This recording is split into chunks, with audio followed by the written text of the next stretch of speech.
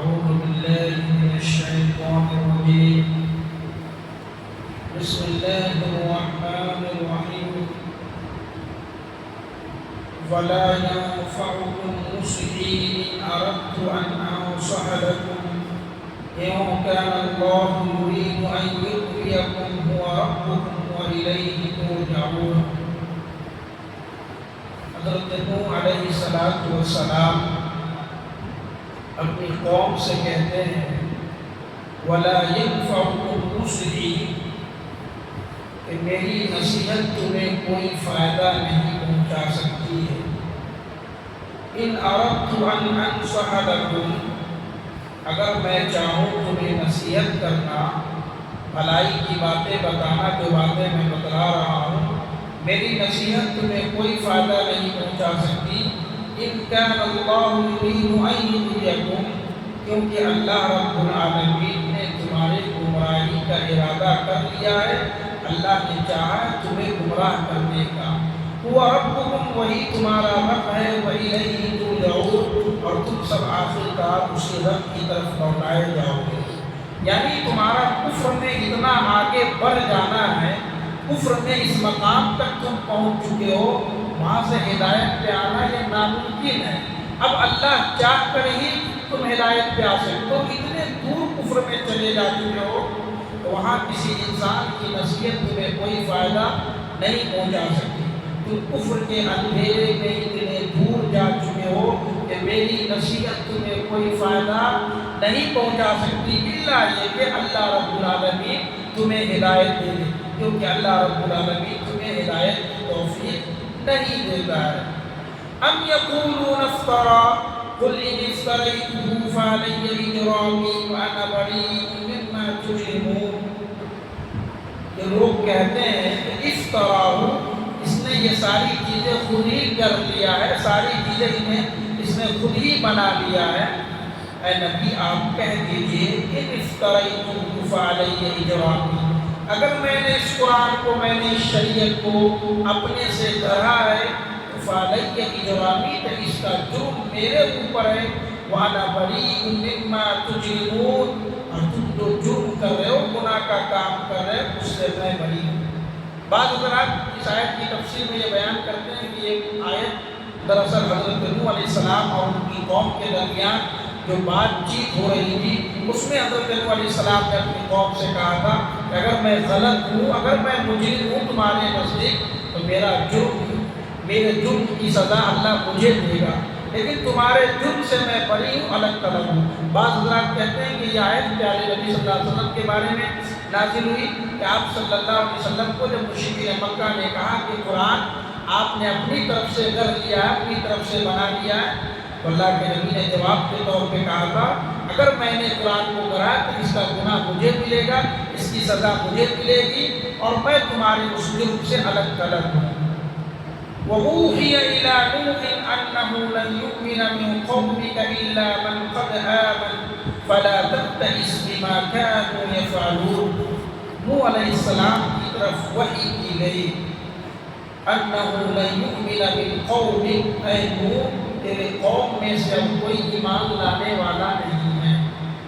جب نوح علیہ السلام نے اللہ تبارک و تعالیٰ سے عرض کیا اور کہا کہ اللہ اب تو اپنا عذاب لا دے، اب تو جو عذاب کا وعدہ کیا ہے اس عذاب کو لے کر آ، تو اللہ تعالیٰ نے نوح علیہ السلام کی طرف پیغام بھیجا اور کہا أَنَّهُ لَن يُؤْمِنَ مِن قَوْمِكَ، اے نوح اب تیری قوم سے کوئی ہرگز ایمان نہیں لائے گا، إِلَّا مَن قَدْ آمَنَ، جو ایمان لا چکے وہ ایمان لا چکے، اب اس کے بعد کوئی ایمان لانے والا نہیں ہے. فَلَا تَبْتَئِسْ بِمَا كَانُوا يَفْعَلُونَ، اے نوح ان کے کرتوتوں کے اوپر تو غمگین مت ہونا، یعنی ان کے اوپر جو بھی سزا ہوگی، اللہ کا عذاب آئے گا، اس عذاب پہ تو غمگین مت ہونا. یہ اللہ تعالیٰ کا ایک قانون ہے. اللہ نبیوں کو نصیحت کرتا ہے. ہو سکتا ہے کہ بعد میں یہ نبی عذاب کی تو بلاہٹ خود کر رہے ہیں، بعد میں ان کو ترس آ جائے اپنی قوم پہ، پھر اللہ سے کہیں اللہ رحم کر دے. تو اللہ تعالیٰ نے پہلے ہی کہہ دیا حضرت نوح علیہ السلام کو کہ نہیں، تمہیں اب دوبارہ ان کے بارے میں کوئی بات نہیں کرنی ہے. واصنع الفلك بأعيننا ووحينا ولا تخاطبني في الذين ظلموا إنهم مغرقون. اور اللہ نے کہا کہ کشتی تیار کرو، واصنع الفلک، کشتی تیار کرو، بأعيننا، ہماری آنکھوں کے سامنے تیار کرو، ووحینا، اور ہمارے وحی کے مطابق کشتی تیار کرو، ولا تخاطبنی فی الذین ظلموا انہم مغرقون. اور یاد رکھو ظالموں کے بارے میں ہم سے کوئی بات مت کرنا، انہم مغرقون، سب کے سب ڈبا دیے جائیں گے، یعنی ہلاک کر دیے جائیں گے ہماری آنکھوں کے سامنے. اللہ تعالیٰ نے اس آیت میں کہا کہ اے نوح ہمارے آنکھوں کے سامنے کشتی کو بنا. مطلب یہ تھا کہ اللہ تو ہر چیز کو دیکھتا ہے، لیکن اللہ رب العالمین یہ چاہ رہے تھے کہ ہم جیسے جیسے اس کشتی کو بنانے کا حکم دے رہے ہیں ویسے تم اس کشتی کو بناؤ. جو طریقہ ہم بتلا رہے ہیں وہی کے ذریعے سے اسی طریقے سے تم اس کشتی کو بناؤ. وَيَصْنَعُ الْفُلْكَ، اور یہ بھی کہا کہ ظالموں کے بارے میں، جو لوگ ایمان نہیں لائے اسے ظالم کہا جاتا، ان کے بارے میں اب کوئی بات چیت مت کرنا ہم سے. انہم مغرقون، آج تم جان لو یہ سب کے سب ڈبو دیے جائیں گے، غرق کر دیے جائیں گے. وَيَصْنَعُ الْفُلْكَ، نوح علیہ السلام کشتی بنانے لگے. وَكُلَّمَا مَرَّ عَلَيْهِ مَلَأٌ مِّن قَوْمِهِ، اور نوح علیہ السلام جب کشتی بنانے لگے، بڑھی کا کام کرنے لگے، تو جب جب ان کے پاس سے ان کے قوم کے سردار گزرتے تو سخروا منہ، نوح علیہ السلام کا مذاق اڑاتے. قال ان تسخروا منا، تو نوح علیہ السلام کہتے ہیں لوگوں تم ہمارا مذاق اڑا رہے ہو، فإنا نسخر منکم کما تسخرون، ہم بھی تمہارا مذاق اڑائیں گے. جب تمہارا انجام ہوگا اس وقت ہم بھی تمہارے ساتھ مسخرے کریں گے، ہم بھی تمہارے اوپر ہنس کریں گے. یہ نوح علیہ السلام کی قوم کے لوگ، جب نوح علیہ السلام کشتی بنا رہے تھے تو نوح علیہ السلام کے قوم کے لوگ کہہ رہے تھے نوح تو نبی ہوتے ہوتے بڑھی کا کام کرنے لگا، اب تو کشتی بنانے لگا، اور وہ بھی کشتی اس وقت بنا رہا ہے جبکہ کہیں پانی نظر نہیں آ رہا، ہر طرف خشک ہے، سوکھی ہوئی زمین ہے، پھر تم کشتی کیوں بنا رہے ہو؟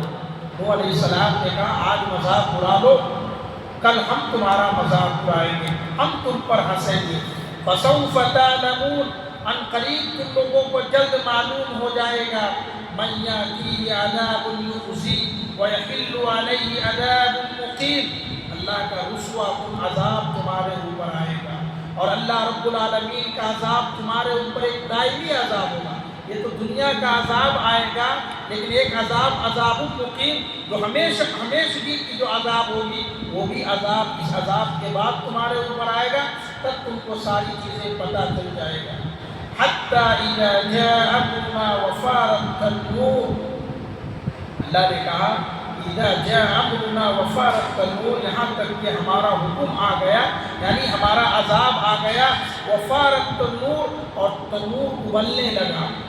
لوگوں نے کہا کہ تنور سے مراد آگ ابلنے لگی، لیکن مفسرین نے اس سے یہ بیان کیا ہے کہ جس طریقے سے آگ ابلتی ہے اسی طریقے سے زمین جو ہے وہ پانی کو اگلنے لگی. اور قُلْ نَحْمِلْ فِيهَا مِن كُلِّ زَوْجَيْنِ اثْنَيْنِ، اور ہم نے نوح علیہ السلام سے کہا کہ زمین سے پانی کا چشمہ جاری ہو گیا، تو ہم نے نوح سے کہا احمل فِيهَا مِن كُلِّ زَوْجَيْنِ اثْنَيْنِ، اے نوح دنیا کے اندر جو بھی چیز ہے کہ ہر ایک چیز کے جوڑے کو تم اٹھا لو، ہر چیز کا مذکر اور مؤنث، نر اور مادہ دونوں کو اٹھا لو. یہاں تک کہ مفسرین بیان کرتے ہیں کہ جو یہ درخت ہے، نباتات ہیں، سادات، یہ ساری چیزیں حضرت نوح علیہ السلام نے اپنی کشتی کے اوپر سوار کر دیا. اب دیکھو آدم علیہ السلام کے بعد نوح علیہ السلام تک جو دنیا تھی وہ پوری کی پوری دنیا جس کو نابود ہو گئی. یہ جو دنیا باقی ہے وہ نوح علیہ السلام کی کشتی پر جو لوگ سوار تھے وہ دنیا آج چل رہی ہے. وَأَهْلَكَ إِلَّا مَنْ سَبَقَ عَلَيْهِ الْقَوْلُ، اور اے نوح تم اپنے گھر والوں کو بھی اس کشتی میں سوار کر لینا. إِلَّا مَنْ سَبَقَ عَلَيْهِ الْقَوْلُ، سوائے ان لوگوں کے جن کے اوپر اللہ کا قول ثابت ہو چکا ہے، عذاب ثابت ہو چکا ہے. وَمَنْ آمَنَ، اور جو لوگ ایمان لا چکے ہیں، مومن ہیں، ان کو بھی اس کشتی میں سوار کر لینا. وَمَا آمَنَ مَعَهُ الا قلیل، اور اے نوح تمہارے ساتھ ایمان لانے والوں کی تعداد بہت کم ہے۔ تقریباً مفسرین بتاتے ہیں کہ 80 لوگ تھے جو حضرت نوح علیہ السلام پر ساڑھے 900 سال حکومت کیے، دعوت دیتے رہے، 80 لوگ ایمان لائے۔ اتنی محنت کی، اتنے سالوں تک 80 لوگ ایمان لائے، اور ان میں گھر والے بھی تھے بہت سارے جو ایمان لائے، ان کے گھر والوں میں سے بہت سارے لوگ تھے جنہوں نے ایمان نہیں لائے۔ اور اللہ نے یہاں کہا کہ تم اپنے گھر والوں کو بھی اس کشتی میں سوار کرنا، سوائے ان لوگوں کے جن کے اوپر اللہ کا عذاب ثابت ہو چکا۔ اس سے وہ لوگ مراد ہیں جو نوح علیہ السلام کی بیوی ہے، نوح علیہ السلام کا بیٹا ہے، انہیں اس کشتی میں سوار مت کرنا، یہ تمہارے گھر والے نہیں ہیں۔ وقال اركبوا فيها بسم الله مجريها ومرساها ان ربي لغفور رحيم۔ اور نوح علیہ السلام نے کہا ارکبوا، سب کے سب اس میں سوار ہو جاؤ، اس کشتی میں، بسم اللہ مجریہا، اس کشتی میں بیٹھ جاؤ، اور یہ کشتی اللہ کے نام سے اس کا چلنا ہے، ومرساہا، اور اللہ ہی کے نام سے اس کو رکنا ہے، ان ربی لغفور رحیم، بے شک میرا رب بڑا معاف کرنے والا، رحم کرنے والا۔ جب کشتی پہ لوگ سوار ہو گئے، لوگ ڈرنے لگے، اس کا ڈرائیور کون ہے، یہ کون چلائے گا اس کشتی کو، اور یہ کشتی کی منزل کہاں جائے گی۔ جب کوئی آدمی سوار ہوتا ہے کسی چیز میں تو اس کو پتہ ہوتا ہے کہ ہم کہاں تک جا رہے ہیں، ہمارا سفر کہاں تک ہے۔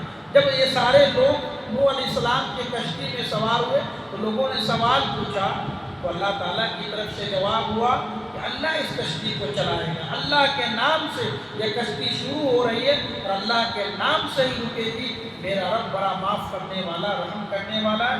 اللہ تعالیٰ سے دعا ہے رب العالمین ہم سب کو ان پہلی باتوں پر عمل